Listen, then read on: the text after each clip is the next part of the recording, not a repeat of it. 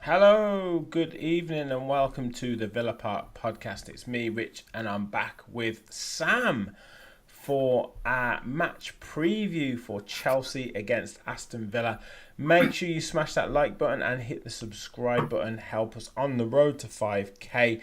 We're so close to 4,800. I think we're 4 away now, so please help us get there. Like, subscribe, get your comments in, and all that jazz.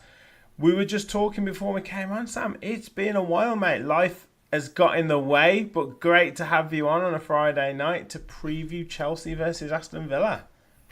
Yeah, it has been a while. Hello, everyone. I'm sure you all missed me. I'm sure there were loads of comments saying, "Where's Sam? We need Sam back."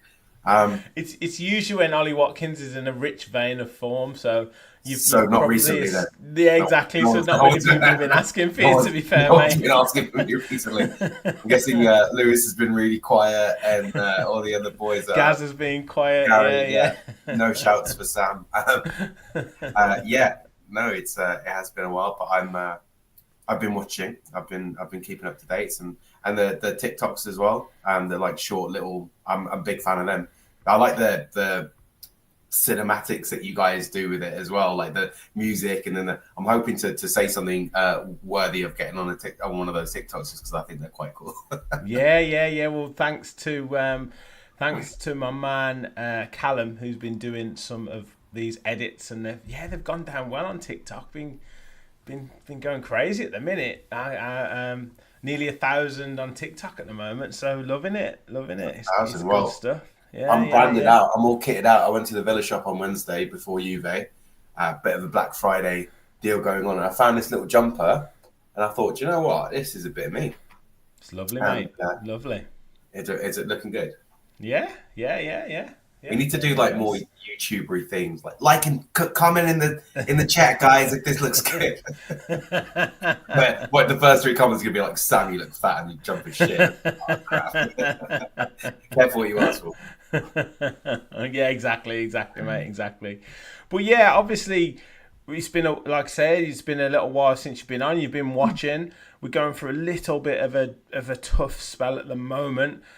I guess with the draw against Palace, which was a bit of a disappointing result, but then a 0-0 against Juventus, albeit with their injuries, are you maybe starting to see 1 or 2 little signs of green shoots of recovery, or have we got more tough times ahead before getting out of this malaise? Good question. Yeah, I think there were some signs of recovery. I think Leon Bailey played really well against Juventus and in the last game as well. I think he's obviously not been in the same this season as he was last season. That's brilliant. So I think he's getting back to not his best, but getting back to a level closer to where we want to see him. That obviously he had a lovely little bit of play during the Juve game where he sort of took his man on down the line and cut it back for John McGinn. Obviously, he didn't go in, but I don't think there was much more he could have done in that situation. Just kind of stuff like that, like successfully taking on his man. That was really good.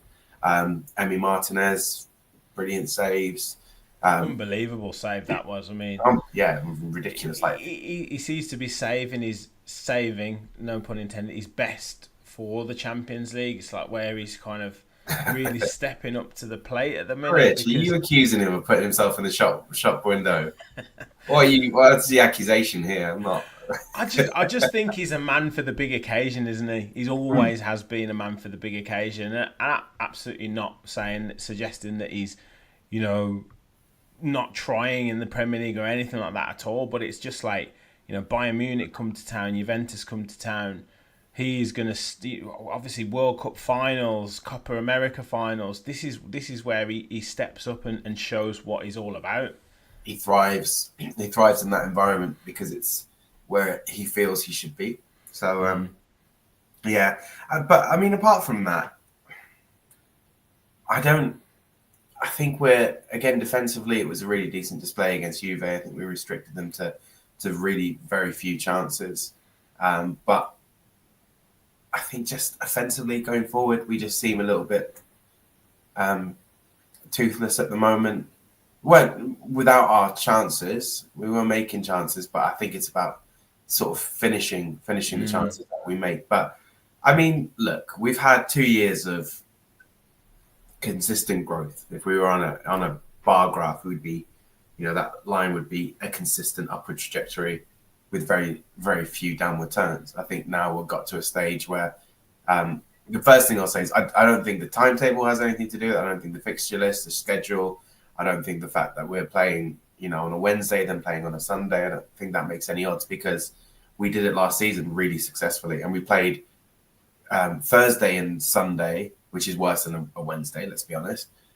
We were traveling to further countries. We were going to the arse end of Eastern Europe and God knows where else. And we managed the league really successfully. So I think it's a bit soon to hit the panic button. But at the same time, we know what Emery's Villa are capable of, and we're not really seeing it at the moment.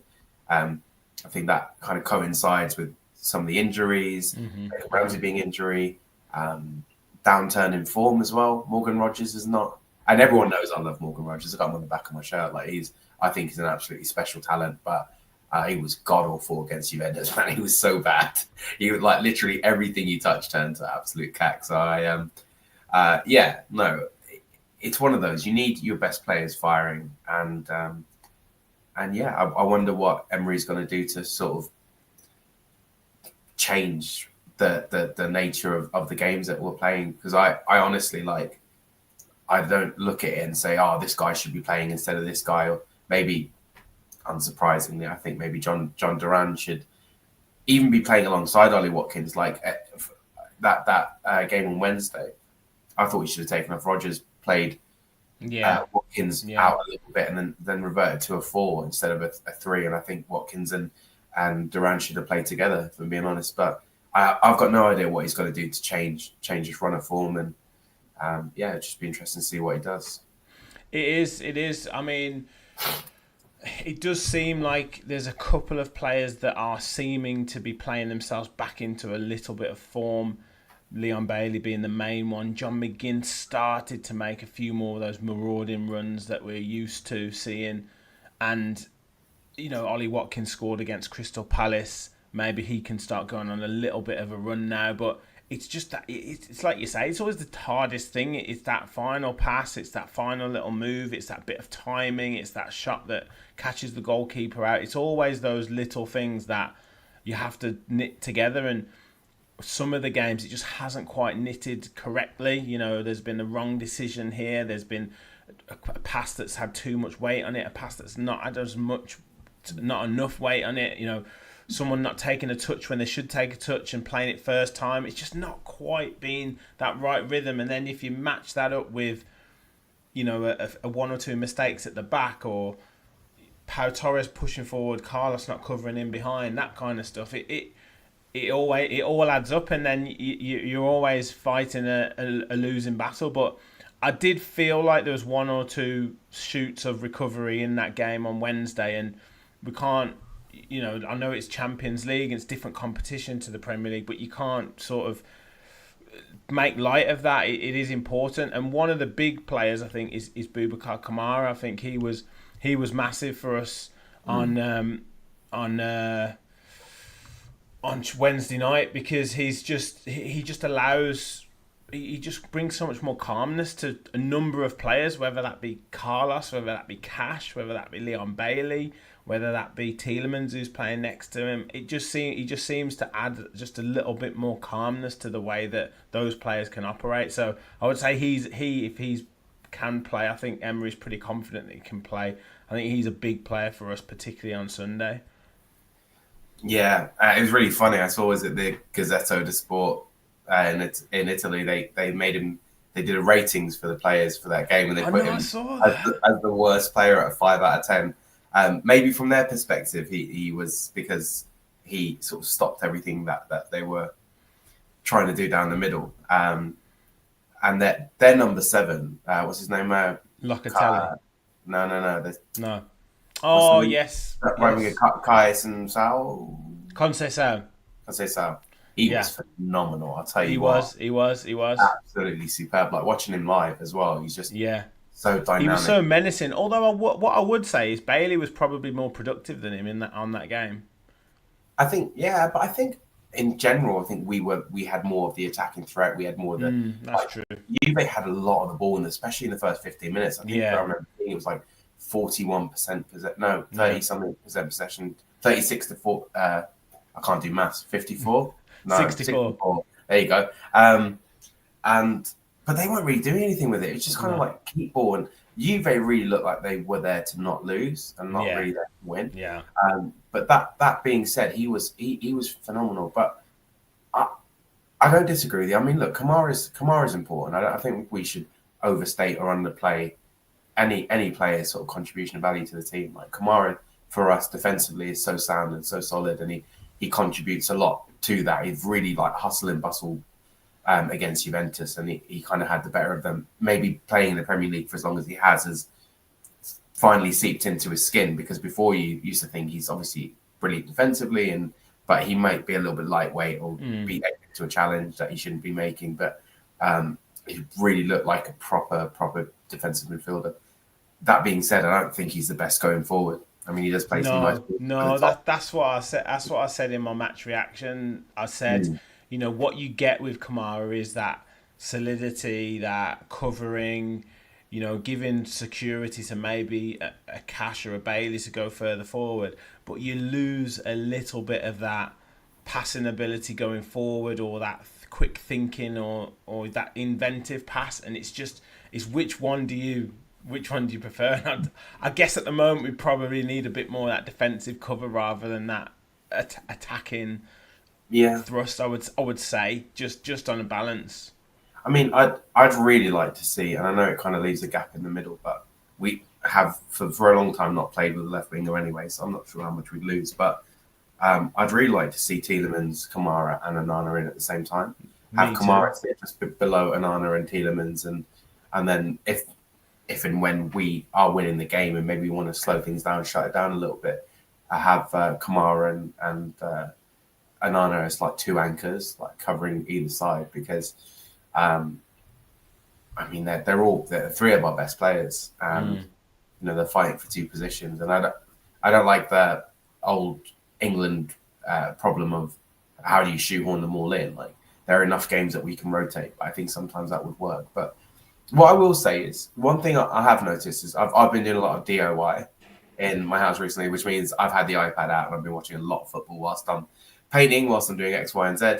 And I've been watching, like I said, I've been watching a lot of top games, like with top quality teams. I watched Spurs, Man City. I recently obviously watched the highlights, the extended highlights of Liverpool, Real Madrid, and loads of other really great games, Arsenal, and so on and so forth. And what I've noticed, the difference between them and between us is how dynamic and intentional their play is. They play at such a quicker pace than we play. Like everything is all right. Go sprint. Even the passes are quick passes into feet, take a touch out, and even when they're passing it always seems really dynamic, really quick, really fast flowing, really fluid. But I remember against Juve, there was one point where we got to the edge of the box, and I mean, you've got two options there. You can either have a pop or play it out wide or whatever.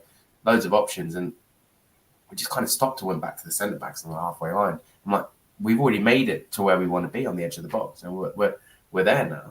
And I think that's kind of that hesitation, that not wanting to be the one to lose the ball. I think that's maybe a confidence thing, but it's kind of like seeping in maybe to the mindset. But the thing I've noticed about Villa since we've started not playing very well is just how slow we are. Like, Yeah. and that's Yeah. the one Yeah, thing I I've agree. seen. it would be nice to see us play more fluid football and see where we go from there. Yeah, I will get to some comments in a second, guys. But yeah, I totally agree. I think there's times where the crowd are just so quiet and just it's almost like they're just waiting for Villa to do something, and it's just so slow and ponderous. And I know sometimes it's play slow and then go quick, but the trademark, particularly at home, the fast starts and being 1-0 up after 10-15 minutes, particularly under Unai Emery, that was one of the things that we used to do, and it just seems to have gone a little bit. And some of that will be confidence, of course, but I don't know whether it's just conserving energy or what. But the problem is it's so hard then to if you're playing in that kind of calm and controlled mode. If you go 1-0 down, it's really difficult to then jump back to go into like speed mode and just being because then you get desperate, then you start trying to force it. And against Palace, it was like that. We tried to be all controlled and calm and composed on the ball, go 1-0 down, and then all of a sudden it's like, right, shit, we need to get back into this game now. The crowd get a bit edgy, and then all of a sudden we're forcing passes, we're firing balls into each other, and it's not. You can be fast and purposeful, but then it becomes forced and tense, and that's the problem. The only thing I disagree with you on that is when we played Palace and it was at 2-2, you think, right, okay, now the onus is on us. Let's go and get the winner. Yeah. We were still playing keep ball at the back at 90 minutes, and I was screaming. I was like, "Get up! Like, go for it!" Yeah. It's momentum as well, isn't it? That's momentum. The momentum should have been with us, and then Palace should have won that game in the end. Yeah, we were terrible after we went 2-2. Well, this is the thing. We were holding onto the ball, and there's a bit of a conundrum here because Villa have played sort of possession-based football and playing it around, and we've scored some absolutely wonderful goals since Unai Emery's come into the club. And I'm almost at a position like I was watching the game. I was very fortunate to be watching the game next to an old boy called Gary. I think he said he was 86 or 87 or something, and he was the best, man. It was such a joy to watch a game with, and he was fuming at how slowly we were playing. And I kept saying to him, I was like, "No, Gary, this is Emery ball. This is what we do. This is how we've got here. This is what has laid the foundation for our success, is being good at holding the ball and playing out from the back and taking our time, because rushing it doesn't always work." And he came out with something very clever and quippy, which I can't remember, something along the lines of, "I'll probably be dead before they, I'll have died of old age before they bring the ball across the halfway line." And to a certain extent, I do agree with him, but I'm torn between knowing that we need to play faster, but also I don't really want to question Unai Emery. And the thing is, if he came out after the games and he said, we're not really moving the ball as well as I'd like, we're kind of slow, we've identified that there's a problem, or at least acknowledged that we're not playing like maybe the way he wants to play. But every single time he has a post-match press conference, he says, "Yeah, no, they did exactly what I told them to. I'm really happy with the performance. We didn't get the result we deserved, but I really like the way that we played." And in my mind, I'm like, I don't agree, but at the same time, I don't want to question him because he is, the savior, and how dare I? I also don't believe him to a certain extent. The thing is, I was thinking that I'm like, maybe he's just saying it for the cameras, but then again, I'm like, he's pretty convincing. I don't know. Yeah, I'd hazard a guess that some of the words behind closed doors are a little bit more cutting, but not necessarily in a bad way, just in an analysis way. Like, obviously the players have said they have these long meetings. He'll specifically say areas where they haven't done what he's asked them to do and go into detail in great detail. So yeah, I think part of it is the sort of answers to the media and what he wants to say and what message he wants to convey. But yeah, at the same time, he will have a specific way that he wants them to play, and it's one of those where if you're doing what he's asking you to do, but you make a mistake, then he can accept it. If you make a mistake doing something that he hasn't asked you to do, then he doesn't like it. Like, I mean, a couple of years back when Emi Martinez went forward against Arsenal and he told him specifically not to, and he, he went mad. So yeah, no, you have. It's difficult, isn't it, when you go through these kind of tricky runs where people will maybe start to say, Emery hasn't done this, hasn't done that, should be doing this, should be doing that. But at the same time, he's got us to here. We're in the Champions League. We're ninth we're joint eighth or whatever in the Champions League group. It's still unbelievable with 3 points off third.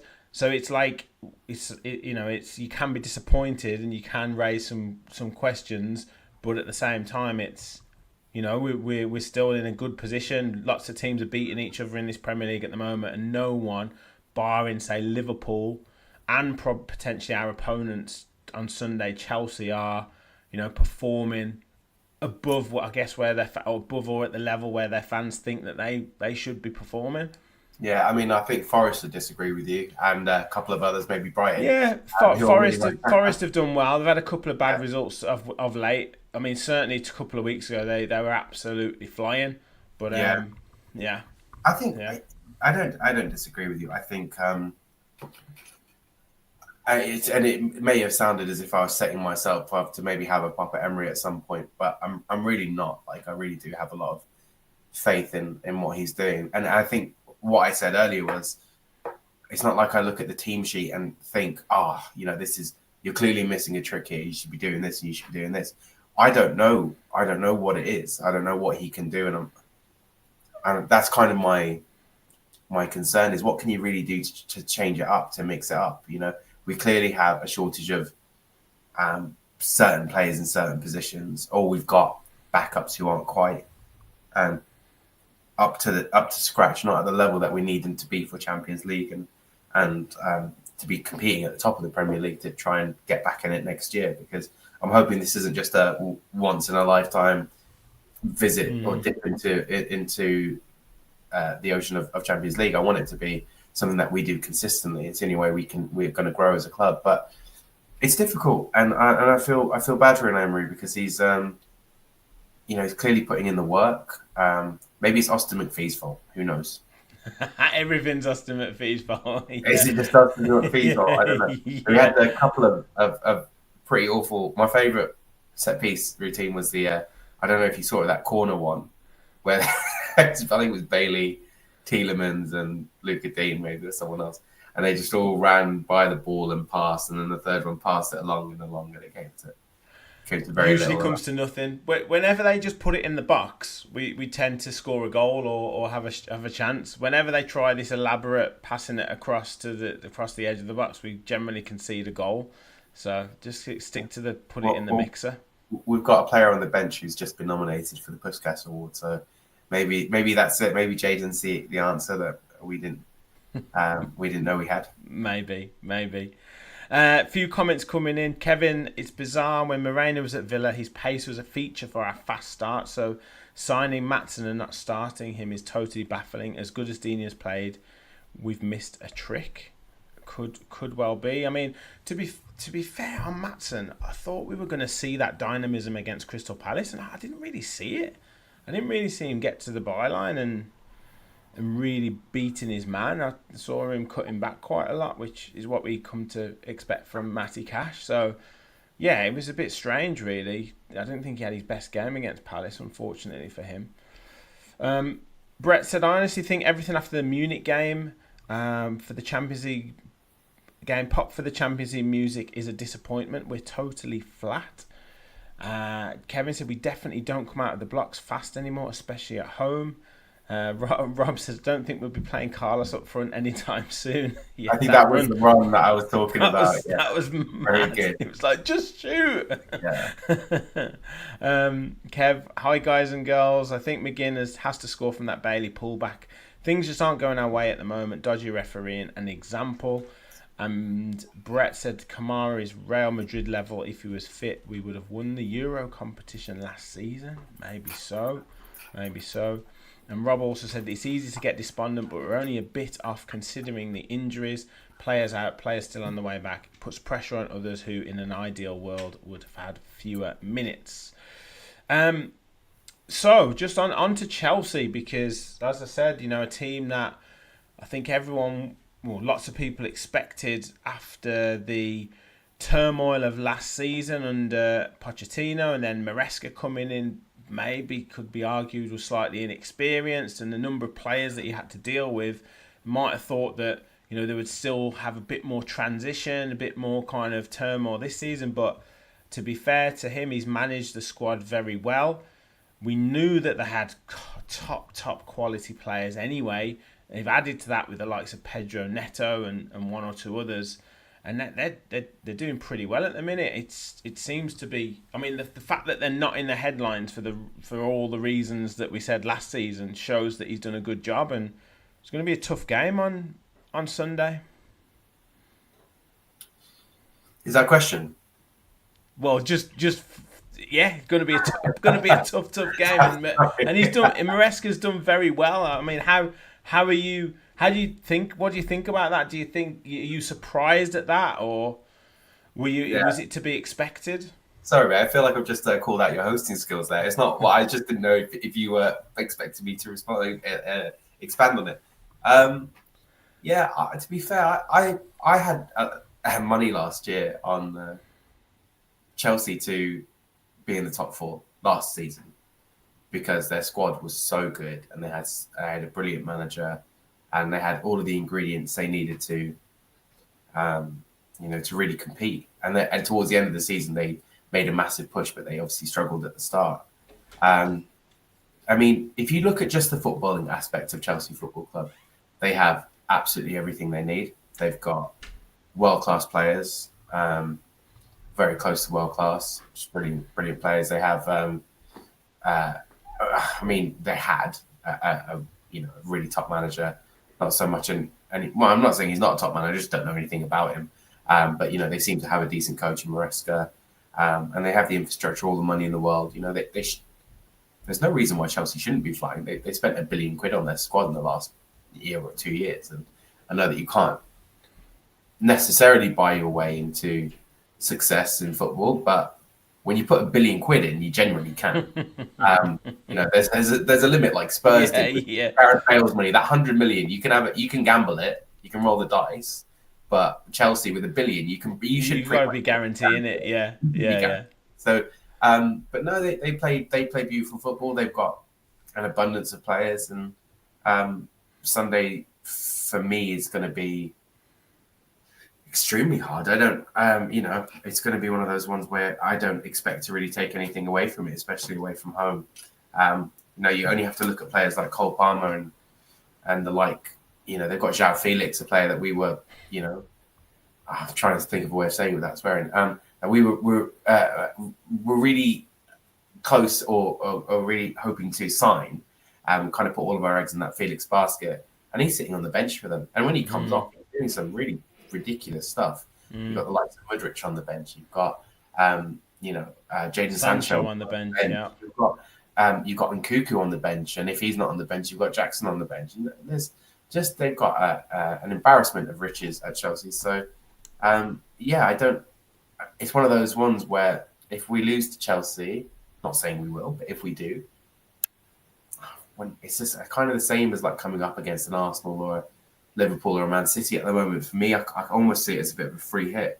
That being said, we've had a lot of good results against Chelsea in the last few years when they weren't at their best. So, it'd be nice to continue that. Absolutely. I think I don't disagree with you. I think it's one of the toughest away games. Most seasons it's very, very, very tough, but particularly as a lot of their players are firing at the moment, and you look at the attacking quality that they've got with Jackson, Cole Palmer, Madueke, Pedro Neto is apparently back fit, and he always plays well against Villa. Then you've got Sancho and you've got Mudryk off the bench who's starting to play pretty well. João Felix, you've mentioned. I mean, Nkunku's scored goals for fun obviously it's in the Conference League, but he's a really good player to bring on. So those attacking options they've got are just crazy. Now, I know we've got some good attacking players that I was doing the opposition preview with Charlie. He really rates Rodgers, and obviously Watkins is in the goals. He does well against Chelsea generally, and then you've got Bailey who's coming back to some form. So we've got players that can worry them as well. And he was kind of saying with regards to both teams are susceptible to mistakes at the back, and in particular, Chelsea's goalkeeper Sanchez is one who we can maybe capitalise on him not necessarily being the best goalkeeper. I mean, where do you think their weaknesses lie? Would you agree? Defensively they're not as good, they're not as strong as maybe their attack suggests. No, not really. If I'm being honest, I think fine. Maybe Sanchez is the weakest element, the weakest link of that. But he was pretty good at Brighton for a good while, and I think their defense is, statistically more solid than ours. They've conceded five less goals, but I don't really think they have. Up front, they like in the attacking sense, they're just like I say, they just have so much. They can change a game and bring on players who play in such a different way, 3 times over. So that's where we will find it difficult. I also think the last few times I've seen Villa Chelsea, Madueke is a player that I really rate. Yeah, there you go. He's an absolute nightmare. He's a terror. And depending who's playing left back, that could be a long day.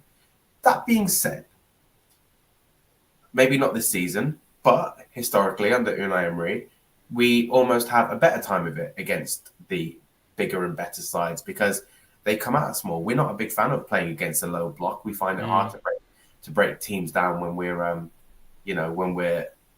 all the onus is on us and they've got 11 men behind the ball. Palace did it and almost beat us on the break. Juve did it, and I found that really respectful from Juve. They didn't want to get beat. So that low block, but Chelsea aren't going to do that because they're too arrogant. So they're going to come at us with everything they've got, and it might actually be a better opportunity for us to win the game. So it's going to be one of those, a really, really interesting game. 2 very good sides. But yeah, I think it's going to be a long day for us, maybe. Got to shout out J-Rig for £10 super chat. Hello lads, long time listener, first time being able to watch live. Thank you so much for watching. Love your podcast, most improved over the last year in terms of structure, analysis and content, up there with the best of them. Oh mate, that is much appreciated. Thank you very much for that, and thank you for your support. And guys, please do hit the like button as well, hit the subscribe button and help us on to continue growing, to continue bringing the content. Help us on the road to 5k. That would be amazing. Thank you so much. Rich, can I whack that feedback in my end of year performance review, please? Yeah, of course you technically can. I was on. Yeah. I was on. Whenever you're on, we get all these comments, mate. Yeah, don't worry. Well, yeah. There you go. Obviously, you said 2 very good teams facing each other. Where do you think the game is won and lost on Sunday with regards to the battles on the pitch? Okay. I think I don't think it's going to be like, oh, if we lose the midfield, we'll lose the game. I think it's about. Yeah, I'm kind of like that. Yeah. I think it's like who turns up. So I think, for example, if Nicholas Jackson is having one of those days where he just can't hit a barn door, then it's going to look promising for us. However, for example, we really need an Ollie Watkins like masterclass performance. We need him.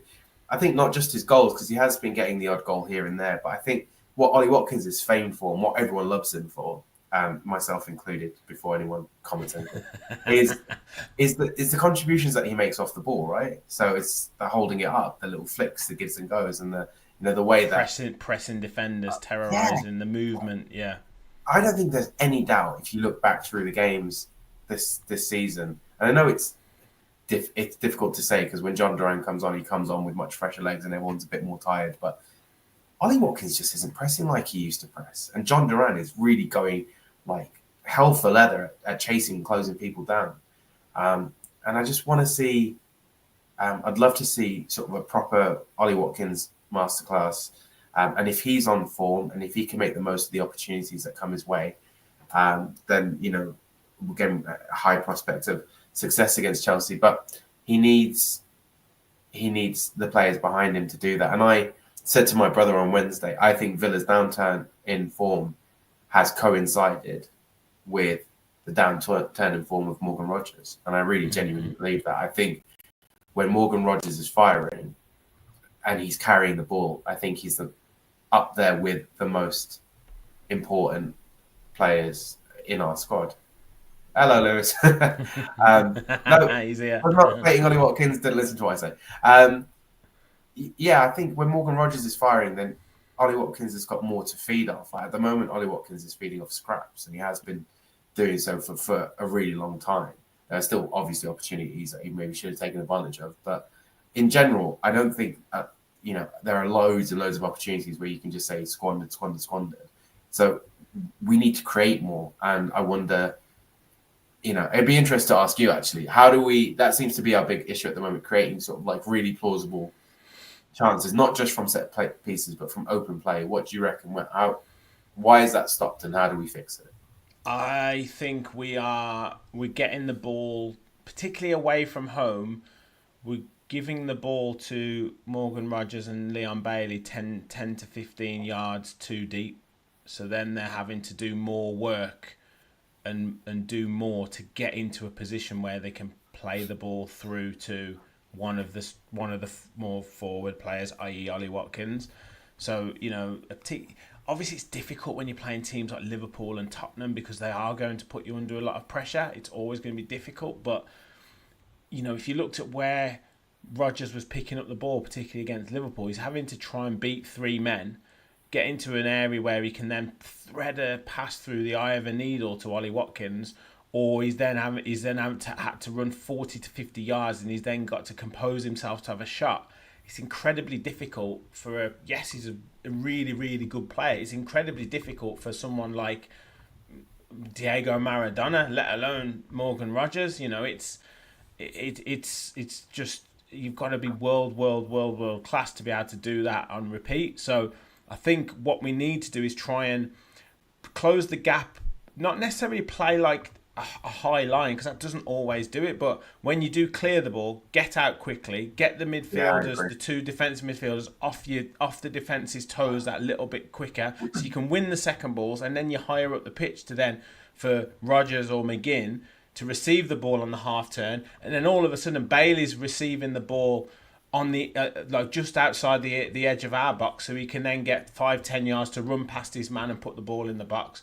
Or Rodgers and Watkins can play little 1-2s with each other to get Watkins into the box and to have a shot, rather than him trying to run onto a through ball. He's still got to beat a man. He's got to do his step over, and then he's got to try and shoot past the keeper. So yeah, I just think we need to do things 10 to 15 to 20 yards further forward, and that's where I think we'll hopefully have more productivity. Yeah, I think as well, one thing I've noticed about Villa recently is we're really static. So for example, Pau Torres has got the ball. He's got space because everyone's happy to drop back and see what we do with it. And every player in front of him is standing still. He's like, well, either find me or I'm not available. Whereas, when I talk about dynamism and that, that kind of emphasis to play and to receive the ball, like drop a shoulder, get in front of your man, they call for the ball, say, I want to hear. Everyone's just kind of like, do you remember Douglas Luiz a few years ago? He used to hide behind a man. You say this all the time. He'd hide behind a man, so it was an option. And, you kind of see he didn't really want the ball before he found his confidence. I feel like loads of people are doing that at the moment. Yeah, I mentioned this. I mentioned this against No, go on, sorry, mate. But I was just agreeing with you. I mentioned this against Palace. I mentioned this again. I was watching the game against Juve, and particularly the two players behind.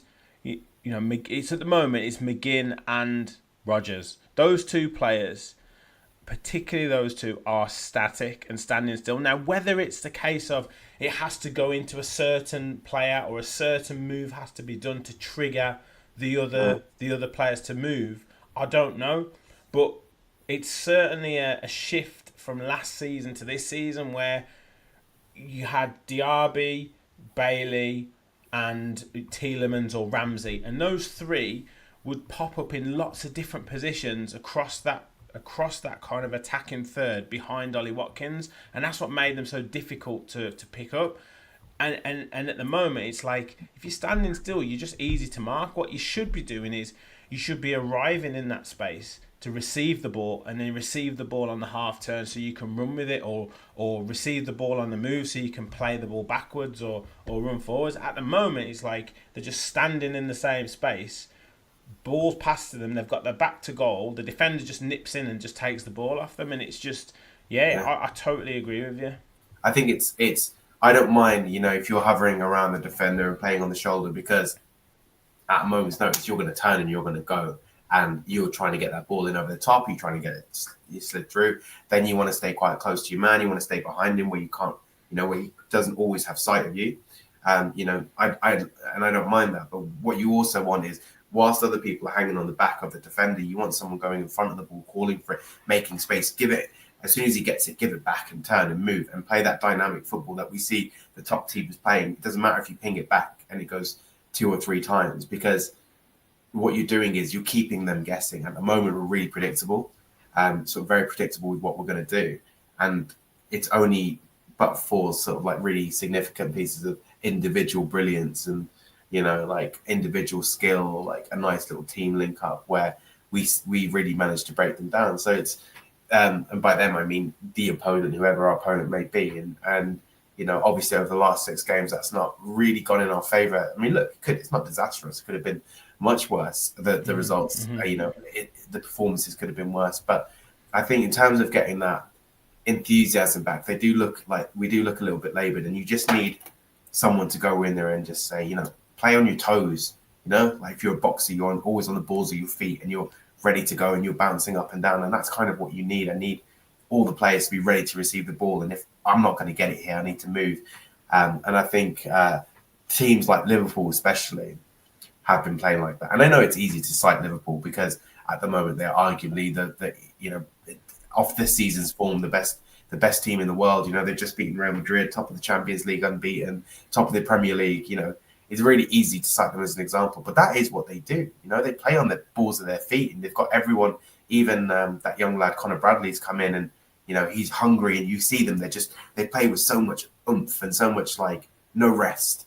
And I think that we need to try and inject some of that enthusiasm, some of that energy into our game. And I think that's the key word for me. I think energy is seeping out. We need to kind of put that back in. And I think a really good feel-good victory or a big win over a team like Chelsea is the perfect opportunity to just raise the spirits, not just for the squad, but for the rest of the fan base as well, and keep that momentum going. Mm-hmm. Yeah. Kevin said Chelsea will underestimate Villa, guaranteed. Rachel saying that the Chelsea team will be pretty rested and have players back. Lovely stuff. Captain Villa said, I think we keep McGinn at support striker. He's very dangerous inside the box and will score that chance on most days. PJJ said we need to keep them from passing through our midfield and behind our back line.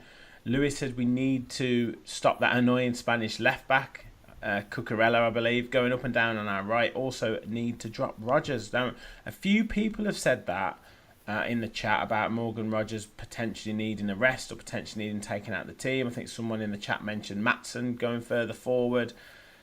What do you think about resting Morgan Rodgers? Do you think that's an option? Or do you think he'll turn up because he's playing against his best mate, Cole Palmer? I think it's quite ironic that people who accuse me of being a bit too quick to pass judgment on Ollie Watkins are doing the exact same thing to Mr. Rodgers here. If I'm being honest, he's a really young guy. He's had a big season, a really big 12 months. I would like to rest Rodgers and maybe bring him on if I thought we had a viable option to replace him. I would say you could probably bring on Jacob Ramsey in his place to play that kind of like number 10. Because I think that's what he is. Like Rodgers played on the left-hand side against Juve. He did not enjoy it. It's just not where he's comfortable. He's a cam through and through. Old school, don't see many of them about anymore, but he is a number 10. Like that's where he is at his most decisive and most comfortable. So yeah, I kind of agree. It would be maybe good for Morgan Rodgers to drop, because I think it's not just that he's had played a lot of games and maybe his confidence is a bit low. But as I said, he's so integral to our early success this season that there's a whole new level of pressure on him that there hasn't been at Aston Villa before. You know, right now we're all looking to Morgan Rogers to do something amazing and to to win us the game and to play that pass and to, as you said earlier, run through 6, 7, 8 people like he did at Arsenal. Even though we lost that game, he was a standout for that game because he's just absolutely, he's like Yaya Toure the way he was scything through the team. And there's a different level of expectation on him. But in order to be one of the best players and to get to the level he's capable of getting, he needs to learn how to absorb that pressure like the best at his age. And a really good example of that is Cole Palmer. Cole Palmer is a brilliant example of someone of his age or very similar age who, has gone into somewhere, performed absolutely incredibly, but absorbed that pressure. And I think Morgan Rogers, if he wants to be up there with the best, A, he needs to be consistent. B, he needs to be able to take on that responsibility of being Villa's talisman and Villa's creator. And he needs to he needs to win us games. That's what we need from him. But I think he does need a break. I was very happy for him that he got called up to the England squad, but at the same time, I'm not sure it was the best thing for him because I think he probably could have done with a rest. Yeah, I think that as well. He was pretty Screenshot tired. That. Yes, Lewis. I thought I'd put that up there. Another comment came in. I was meant to put Lewis on, but yeah, no, I still think he plays on Sunday. I think he's young enough to get over what he was over. I saw him coming off, and he looked like he wasn't 100%. I.e., like potentially have a bit of flu or a cold or something. I think he was sneezing when he came off at the end of the game, like after the final whistle. So whether he was just a bit under the weather as well as being a little bit fatigued. But look, the guy's 22, 23. He should be able to play this amount of games. It's not a crazy amount. I think I agree with you is the pressure and like the expectation, where I think that might be weighing a little bit on his shoulders at the moment. But he can still come up with moments. He should have got an assist against Palace when he played that lovely one round the corner for Ollie Watkins. I don't know what Watkins was doing, taking so long to have a shot. I'm not saying and Watkins was pissed off with himself as well. So I'm not saying anything out of place here. Watkins was really, really, really, really pissed off with himself that he didn't take the shot. I can't believe how long he took. No, yeah. I'm going to change I'm going to do it Arsene Wenger. I did not see it. I think he should have had a goal against Juventus as well. Let's be honest. Yes, he should. But the winning goal against Juventus. But a referee who I don't know if we mentioned this yet, but he was the worst referee and I really mean this. Like, this isn't just me exaggerating for just for the video. He was really the worst referee I have ever seen at Villa Park. Like he looked like he didn't even know what sport he was refereeing. Like, he is so inconsistent. He's just like, I'm still waiting for someone to explain to me what happened at the end of that game, because obviously I was there live. So believe it or not, I didn't watch that riveting game back. But he's the goal's been scored. I've not seen him do that. I've not seen it come up on the screen saying VAR check. I've not seen him go to the screen to take a look at it. Everyone was just celebrating, and all of a sudden the board changed, and they were taking a free kick. And I understand if it was given as a foul, but I've never seen VAR just say, no, you were wrong. They don't even send him to the screen. Is that a Champions League rule? Oh, mate, I can't. He blew his whistle and he pointed as if he was pointing to the halfway line to say it was a goal. And then, like you say, everyone was just like, what is going on? He was absolutely ridiculous. But there's been other stuff about him where he's been suspended for games and all this kind of stuff. Kevin said he's Declan Rice. dodgy Declan referee, Rice. and we're playing Juventus, Yeah, the yeah, world's exactly. most Yeah. bribey, The worst thing apparently was, team of all time. Leon Bailey got booked for saying I don't know, one word to the linesman or the referee. I don't know I actually know saw what he got that. booked for. And then they were kicking the ball away every single time the free kick was given, and he didn't do anything. And I thought that was something that they were meant to be clamping down on, interfering with the Yeah, restart of a game. And every single free kick that was given, they kicked the ball away, and he didn't do anything. you He know, was he was awful. He was an awful referee. But you knew when a goal like that scored, it was gonna be a controversial. The ref was gonna disallow it.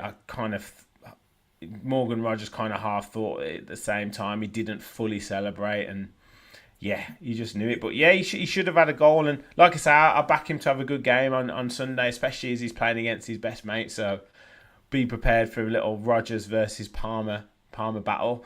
What would you be your starting lineup? I haven't got the graphics for starting lineups, unfortunately. But what would you do on Sunday in terms of team? so I'm working. I'll answer that question on the basis that the only players that we have injured are Ramsey and Onana, right? Yeah, Because that's what my understanding is. Everyone he else. he might Onana might be back. Let's let's assume he's not, because it makes Okay, my life a bit easier whilst okay, doing the prediction.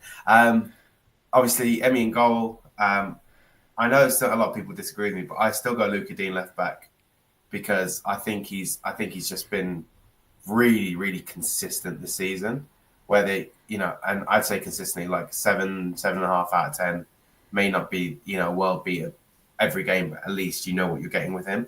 And a lot of savvy as well, a lot of know-how. But then again, Maatsen did come from Chelsea, so maybe he knows a lot of the boys there. Maybe he knows, maybe he has some trade secrets about Chelsea. But I'd go Luca Dean, Torres, and Konsa. Oh God, we're missing Konsa. We really are.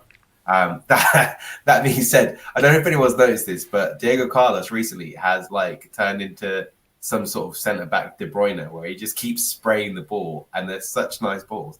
He can't defend worth toffee, but his distribution of the ball has been so good yeah, recently. yeah. Torres, Konsa, Mike Cash, because I don't think he's been too bad actually. I don't think he was horrible against Juve, and Nah, he was good. He was yeah, good.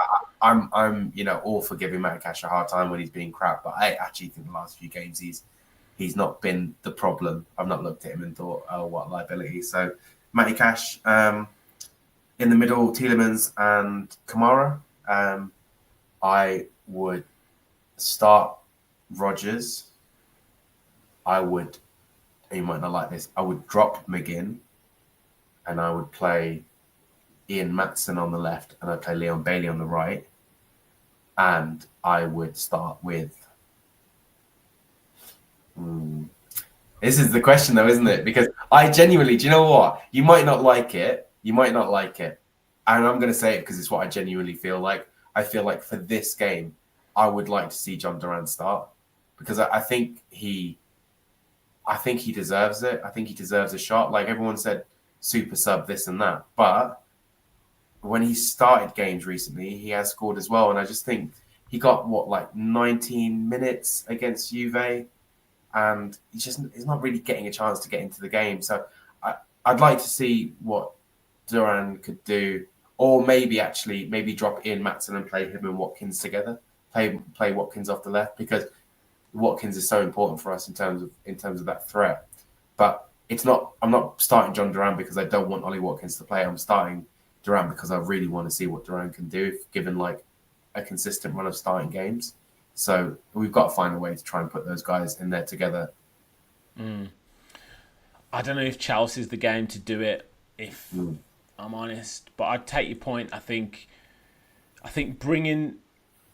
trying to play Watkins and Duran for half an hour when you're chasing the game or something like that isn't the best strategy for putting them together. It's got to be done when like you say, when you start in a game, or when you're working on a specific tactic for a game, not when you're just trying to chase it and go, right, just throw Duran and Watkins on and see what they can do. because it very often doesn't work and they don't play off each other in the way that's effective. So it could be something that he does future, whether it might be done, when we're playing Brentford and Southampton, that might be something that he thinks about doing. My thought is that if Onana's fit, and this is what I would like to do. I don't think he will do this, but I put this on Twitter the other day. Is obviously Martinez in goal, Digne, Torres. I didn't hear about him say anything about Ezri Konsa, but hopefully he's fit. He's not listed as injured. Right, so it's got to be Konsa at the right centre back and then Cash at right back. Then I would be tempted to do Onana and Kamara as the two holding midfielders. Tielemans in front with McGinn, so not playing Rodgers. Bailey off the right and then Watkins up front. That's what I would be tempted to do. Say that again. Sorry. So the same back five as you. Yep. Then Onana and Kamara as the two holding midfielders. I thought we were saying Onana's injured. If he's fit. Because he said he's going to train tomorrow, and he said he's going to see how he responds for training tomorrow. If he responds well in training tomorrow, he's in the squad. So if he's fit, I'd start him with Kamara. I'd play Tielemans further forward, instead of Rodgers, McGinn, and then I'd have Bailey off the right and Watkins up front. That's what I would do.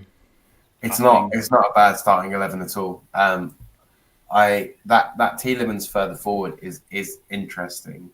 It's really interesting. I mean, I guess he's that kind of outlet, isn't he, from the defense through to the attack? He's a sort of that funnel. But I mean, it's plausible. It's a really good starting 11. I think McGinn, he's a weird one because some games he looks sort of imperious and you're just like, wow. He's built for this league and he's built for these kind of games, and you can see why he's made it as far as he has. And I think he played well against Juventus as well, so I'm not knocking his recent performances. But there are some where the sticking out the bum doesn't work and the passes aren't. Oh yeah. There's definitely players getting used to it now. They just stand an extra yard away from him and then let him turn around and they go right. They'll take the ball off you, mate. Yeah, I mean, I think. I don't disagree. I think for me, my ideology around the team that I just picked that on the spot, but my ideology around that team is we've been playing really consistent teams and we've been playing the same way a lot recently, which obviously hasn't been super effective. What is it? 4 losses, 2 draws, 4 losses, 3 draws. 4 losses, 3 draws, I think, in the last 7 games. And I thought just mix it up a little bit, do something different, do something that's, maybe give a bit of a wake up players to some of the wake up call to some of the players who aren't, like playing well. Maybe do something a little bit different. I don't know. Well, look, mate. There will definitely be changes over the next 3 games because we've got a game Sunday, then Wednesday, then Saturday or Sunday the following, like next week. So he's definitely going to change it up over the next few games. But I think he will play obviously what he considers to be the strongest team on Sunday, and then he probably look to freshen it up against Brentford and then Southampton. So I think he'll go more traditional. I don't even think he'll play that team that I've said. I think Rodgers will start. I really do. But that's what I would do. If Onana's fit, I'd go a bit more physical in midfield and push Tielemans further forward. I just think some of those away games that we had last season where I'm thinking back to Tottenham away where Tielemans played Watkins through for that goal, the winning goal in the second half against Tottenham. Thinking Arsenal when Tielemans played that ball over to Watkins. Just think if you can get him 10, 15 yards further forward to play those through balls, I think you've got a real weapon there to utilise against those the top sides away from home. So that's kind of where my thinking is going. It's going to be a tough one as well because Chelsea are such a good team in it. So you almost don't want to rock the boat too much, and because you don't want to go there and get battered. But at the same time, you want to. It depends on what you think the owner should be. Are we going there to win? Are we going there to not get beat? Are we going there to what is it? But yeah, really, really, it's going to be a really fascinating game. I think we're either going to give them an absolute hell of a game or we're going to get absolutely battered. So be interested to see which one it is. I'll get your score prediction in a second. But we have been focusing a lot on Morgan Rogers, and our friends at Football Prizes have an excellent prize available at the moment, and they have a Black Friday discount on the tickets for this competition. Morgan Rogers signed and custom framed Villa shirt display with Football Prizes. Also 14 instant win prizes available. Just under 5 days left for the competition. Only 175 tickets in total available. Just over 130 left at the moment. If you want to enter the prize to win this excellent prize, then please visit footballprizes.co.uk, search for the Aston Villa competition, and it's a chance to win a Morgan Rogers custom framed and signed Villa shirt. So yeah, once again, footballprizes.co.uk and search for the Aston Villa prize. Quick look at the stats against Crystal Palace, against Chelsea as well over the years in the Premier League, mate. And we have had some good results in recent meetings, but Chelsea definitely hold the upper hand at home. 58 times we've played them. They've won 29 times. We've won 15 times. 16 at home for Chelsea. 7 away wins for Villa. 14 draws. So a fair few draws actually against Chelsea as well. Last few meetings, 2-2 last year at Villa Park and a 1-0 win. 2-0 the season before and doing Emery, really good win that. 2-0 defeat against them at home. That was one of Steven Gerrard's sort of nails in the coffin before he departed, and the 3-1 defeat on Boxing Day 2022. That was the one where he said we should get battered, didn't he? It was, mate. It was. That's so dumb. Recent form. So Chelsea did lose to Liverpool and have drawn against Arsenal and Manchester United, and then beaten Leicester and Newcastle. They have conceded in all of their games over those 5. Villa have obviously conceded a fair few goals as well. Obviously 2 draws, 1 win and 2 defeats against Tottenham and Liverpool, and disappointing, I guess, draws against Bournemouth and Palace. So looking to get back to winning ways. Villa 8th, 3 points behind Chelsea as it stands. And Chelsea 3rd. They've won 6, Villa have won 5. They've drawn 4, Villa drawn 4. And Villa just lost 1 more than Chelsea at the moment. Fairly similar in terms of statistics. Chances created. So it does set up to be a good game. Obviously Nicholas Jackson, the main weapon for them, and Cole Palmer, 14 goals between them. Ollie Watkins with 6. Assists-wise, Cole Palmer again, he's obviously the danger man, and Yuri Tielemans with 4 assists as well for Villa. So playing him further forward might help him a bit. But as you say, mate, it's a mouth-watering game at the moment. I think it's shaping up to be a really, really good game. Both teams have players in there that can score goals, create goals. Both teams concede goals as well. So step up a 0-0 draw. Yeah, do you know what I was saying? Yeah, absolutely. Those stats were closer than I thought they'd be. Not the of all time stats, because I knew Chelsea were going to come out ahead on those. But the stats from this season, and I think that's exactly the point. And it's very easy to get carried away about, obviously we're on a poor run of form and things aren't all rosy in the garden. But you say we're only 3 points off 3rd. And, we've created more chances. We've drawn the same number of games. We've only lost 1 less than they have. I think they've won 1 that we've lost. So I think they ground us a little bit, bring us back down to earth. I think, if we look at stuff like, it's a combination of things like the loss to Bologna, exiting the cup to Palace, like games where Bruges.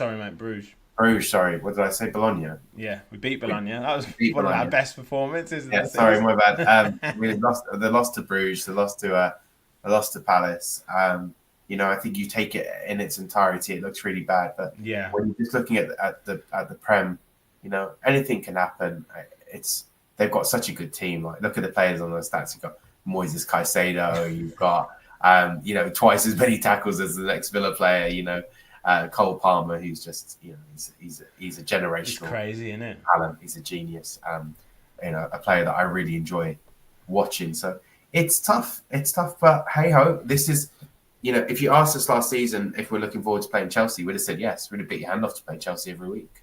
But now, obviously, the tables haven't necessarily turned, but the playing field has levelled. And I still back, I think, Villa on their day.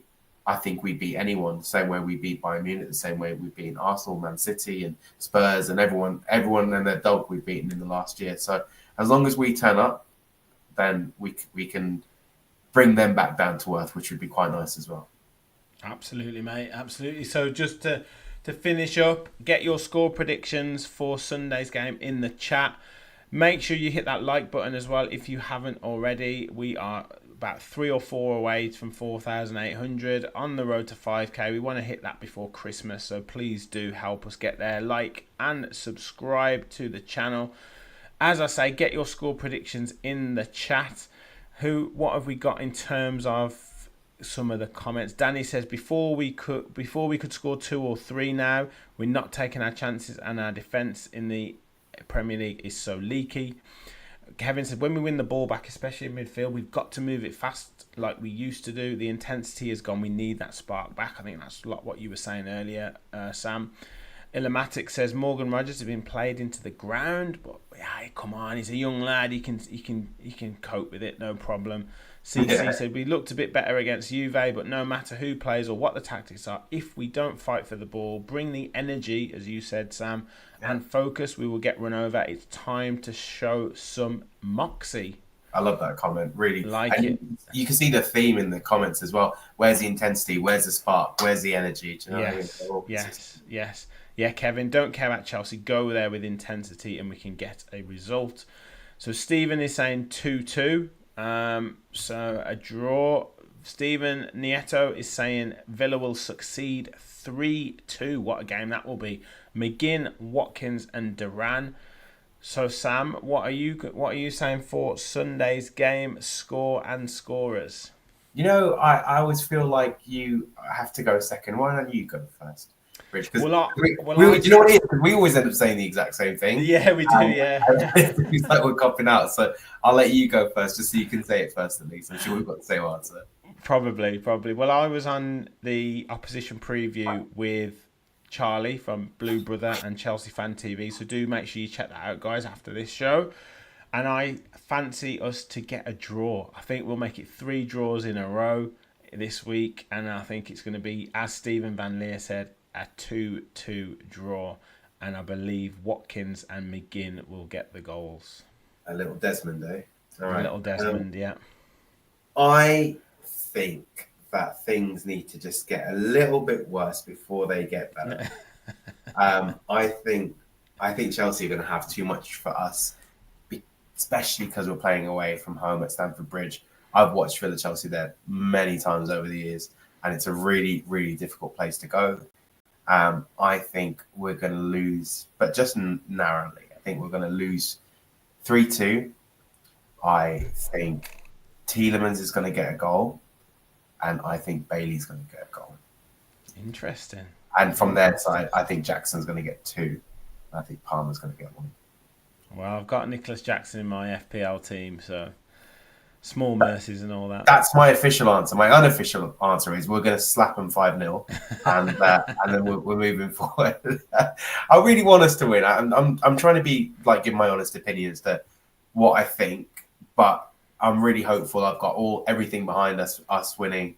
I think it's I do believe that we can do it. I don't have any doubts, but it's just about whether we will. With Chelsea playing the way they are and the way that we are, I think that's probably where. Yeah, look, it is a tough one to call. I just, at some point the kind of difficult run has to come to an end, and you did say if we need a big result or get a result against a big team in quotes, and that'll kickstart us again. So it'd be brilliant to get that on Sunday. Absolutely. Lewis said he's going for a 4-1 Villa win. Wow. That would be unreal. CC saying 2-1 Villa, I believe. Well in, CC. Kevin said a Maatsen winner off the bench. So that'd be good. Stephen Van Leer said actually hopes it's a ball draw as he missed out on a free ticket for it. I think it's going to be a good game. I really Are you think going, it's going to be. No, I'm not going. No, not this week. watching it on the TV. And then my match reaction will be coming straight after, hopefully a victorious one. Sam, it has been amazing having you back on this. What comment did we get in the chat from me for you returning the content in terms of brilliant content and improved over last year in terms of structure, analysis, and up there with the best of them, mate. And you being back on the show definitely puts us back up there with the best of them, mate. I'm not sure how much I've been on in the last year, so I don't know if I can take any credit for that. But it's lovely to be back. I'm happy to have the chat. Nice to see all of my fans in the comments. They all love you, mate. They all love you. Like Kevin and Lewis and everyone else. Yeah. It's lovely to be back and to have a chat with you guys about the Villa, and I'm hopeful that we can get a win against Chelsea, and be back for the next one. Yeah, absolutely, mate. Well, like Sam said, we will be back with my instant reaction on Sunday after the game, and then a full Lions Roar match reaction, hopefully either Sunday or Monday. Then we've got Brentford next week, so we'll be match preview for Brentford. We've got Southampton on the weekend, so plenty more shows to come. So make sure you stay tuned to the channel. Hit that like button, hit the subscribe button. Thank you all for watching, and as always, remember, we all follow the Villa.